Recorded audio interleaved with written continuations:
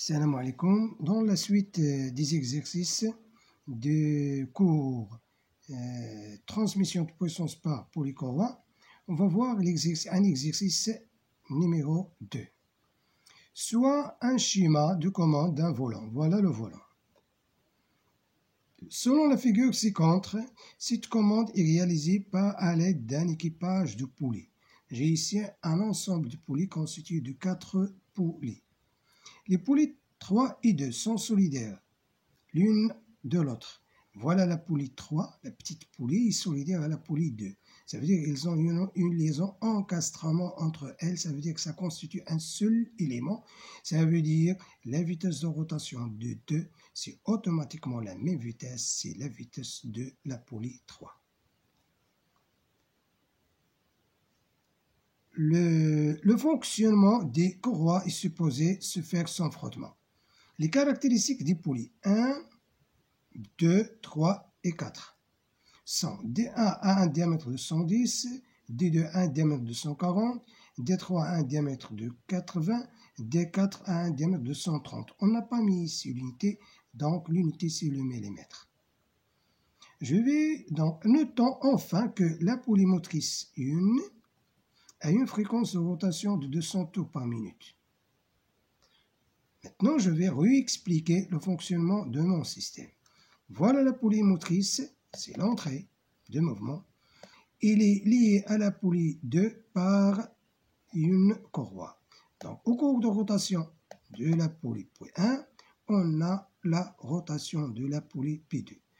La poulie P2 est solidaire à la poulie P3. Donc, la rotation de P2, ça veut dire la rotation de P3.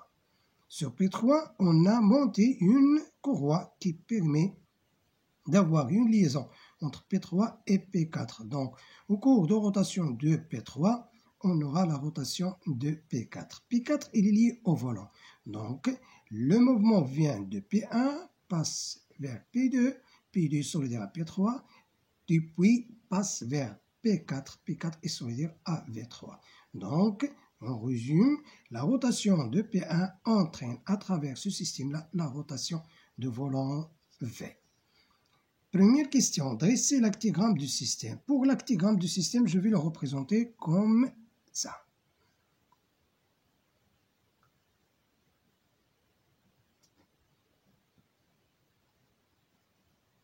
La première chose, le nom de système. Mon système, c'est la commande d'un volant. Donc, je vais écrire système de commande de volant.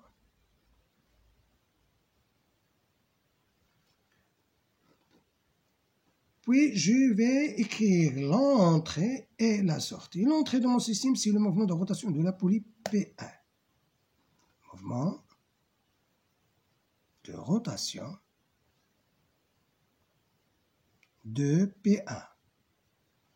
La sortie, j'ai le mouvement de rotation de volant V.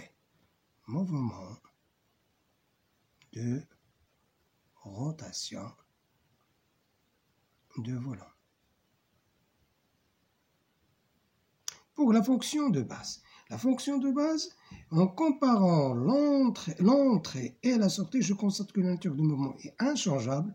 Donc, mon système il permet la transmission de mouvement sans transformation. Ça veut dire qu'il permet l'adaptation de mouvement de rotation. Donc, j'écris ici adapté. Puis, je passe à la question numéro 2. La question demande de calculer la fréquence de rotation oméga 1, qui est en radians par seconde. Dans les données, elles ont donné la fréquence de rotation en tours par minute. Donc, je n'ai qu'à convertir le tour par minute en radians par seconde en multipliant N1 par 2P et en le divisant par 60. Ça donne 2P, 200 sur 60. Le résultat, ça donne 20,93 radians par seconde. La troisième question, donnez l'expression du rapport de transmission entre la poulie 2 et la poulie 1.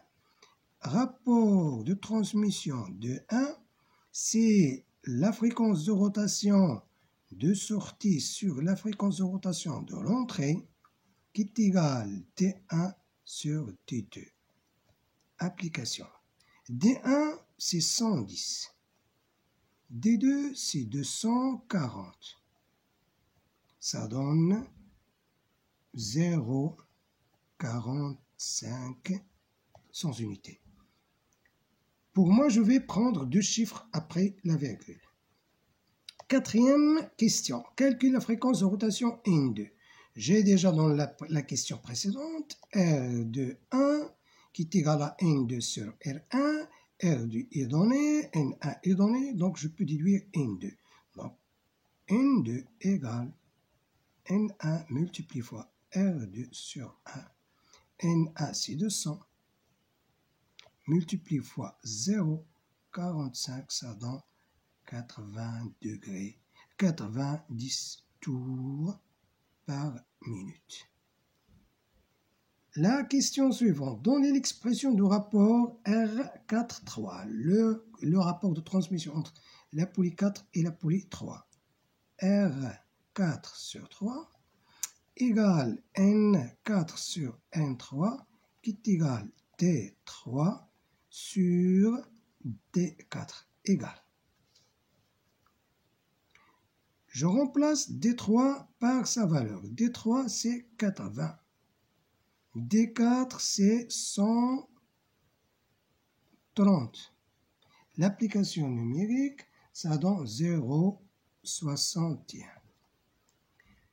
Donc le rapport de transmission entre le couple de poulies 3 et 4, c'est 0,61. Je récapitule, je retourne à la question numéro 4. J'ai ici, la question me demande de calculer N2 et de déduire N3. Donc, j'ai la poulie 2 qui est solidaire à la poulie 3, donc ils auront la même fréquence de rotation.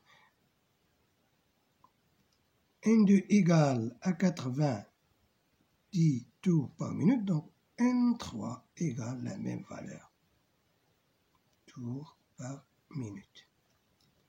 Maintenant, je passe à la question 6. Calculer la fréquence de rotation de N4 et déduire celle de volant. J'ai N4 égale R4 3 multiplié fois N3. R4 3 0,61. N3 c'est 80. Donc pour l'application numérique, ça va donner 54,9 tours par minute. La dernière question.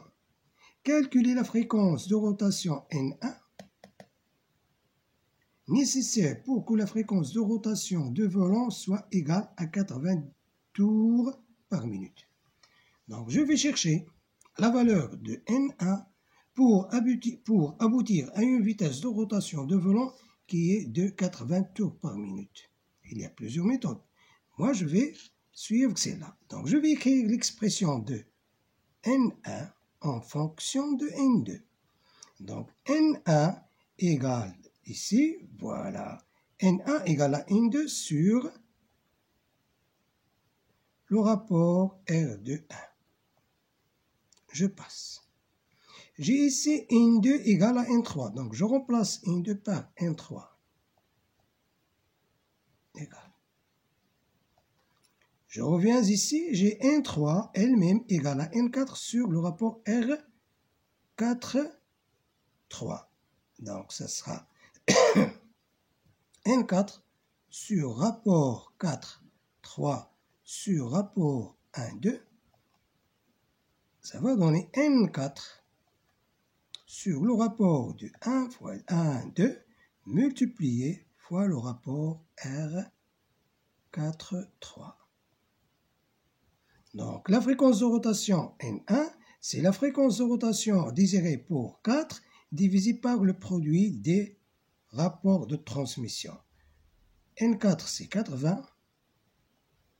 R de 1, la voilà, 0,45. Multiplié fois le rapport R4, 3, 0,61. ça va donner la valeur 281,43 tours par minute.